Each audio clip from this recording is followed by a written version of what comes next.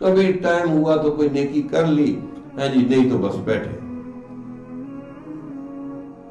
یہ شہادت گاہ الفت میں قدم رکھنا ہے. لوگ آسان سمجھتے ہیں مسلمان ہونا. علامہ اقبال نے فارسی میں کہا چومی گویم مسلمانم بلرزم کہ دانم مشکلات لا الہ، کہ جب میں لا الہ پڑھتا ہوں تو کانپنے لگ جاتا ہوں کہ لا الہ کی ذمہ داریوں کو میں جانتا ہوں کہ لا الہ پڑھنے کے بعد کتنی بڑی ذمہ داریاں. ہمارے حضرت فرماتے ہیں علماء کو اور پیروں کو قیامت والے دن لگامیں ڈال دی جائیں گی. بتاؤ جو دین میں نے دیا تھا، قرآن دیا تھا، اس کا کیا حق ادا کیا؟ لگامیں ڈال کے لایا جائے گا. ہم تو ڈر رہے ہیں کہ لگامیں پڑ گئی تو پھر پکڑے گئے. اور عوام کو تو گھسیٹا جائے گا. ان کو تو لگامیں ڈالی جائیں گی نا. عوام سمجھتی ہے ہمیں کون پوچھے گا. گھسیٹا جائے گا. یعرف المجرمون بسیماہم فیؤخذ بالنواصی والاقدام. مجرم چہرے سے پہچانے جائیں گے اور پاؤں اور بالوں سے گھسیٹ کر جہنم میں ڈالیں گے.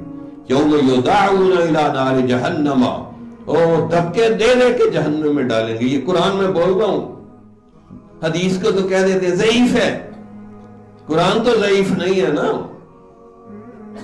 جس نبی کی حدیث کو تم ضعیف کہتے ہو، اسی نبی نے یہ قرآن ہم تک پہنچایا ہے.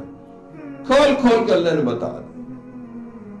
یوم یدعون الی نار جہنم دعا هذه النار التي كنتم بها تكذبون افسحر هذا افسحر هذا ام کنتم لا تبصرون. یہ جادو ہے. ہر بات کو جادو جادو تم کہتے تھے دنیا میں. یہ جہنم جادو ہے؟ یا تمہیں سوچ سمجھ بصیرت ہی نہیں تھی؟ ویسے ہی باتیں کرتے رہتے تھے. ایسی ایسی آیات ہے کہ بندہ کانپنے لگ جاتا ہے. اللہ نے ایک ہی آیت پڑھ دی نا قیامت والے دن سارے چپ ہو جائیں. ھذا یوم لا ینطقون ولا یؤذن لهم فیعتذرون. آج کوئی بات نہیں کر سکے گا اور کوئی معذرت بھی، سوری بھی نہیں کرنے دیں گے کسی کو. سورہ مرسلات پڑھ کے دیکھیں.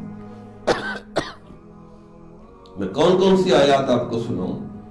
قرآن تو بالکل ایسے بندے کو جھنجھوڑ کے رکھ دیتا ہے. اللہ اکبر کبیرہ. جمال الوجود بذكر الإله وتصفو الحياة